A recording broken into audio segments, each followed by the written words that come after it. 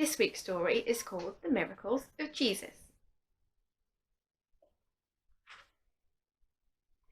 Jesus loved to teach God's message, and people loved to listen to him. They followed him everywhere. But one day Jesus was sad because his cousin John had died. Jesus got on a boat to rest and pray. When he came back to shore, the people were still waiting for him. Jesus welcomed them. He started to teach and heal the sick people. All day Jesus spoke to the crowd. When evening came, the disciples said to Jesus, "It's late and these people are far from home. Send them away to buy some food." "You can give them some food," replied Jesus. "That would cost too much," the disciples grumbled. "Go and find out how much food we have," Jesus told his disciples. The disciples went off among the crowd. They came back with a boy who had 5 loaves and 2 fish. 5 loaves and 2 fish, it's only enough to fill 1 dish. "This won't be enough to feed the crowd," they said.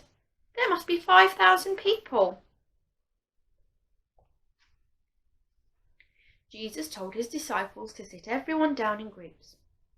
Jesus took the 5 loaves and 2 fish and thanked God for the food. Then he divided the food into baskets for each of the disciples.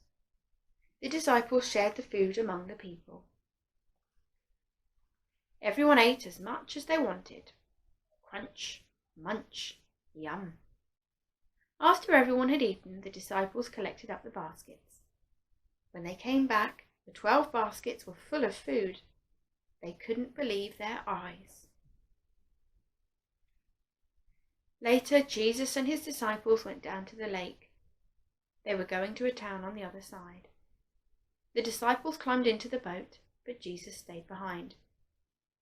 "You go on ahead," he told the disciples. "I have something I need to do first."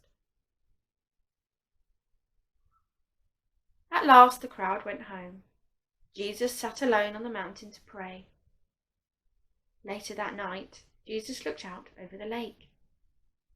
The boat was now far from the shore, tossing this way and that.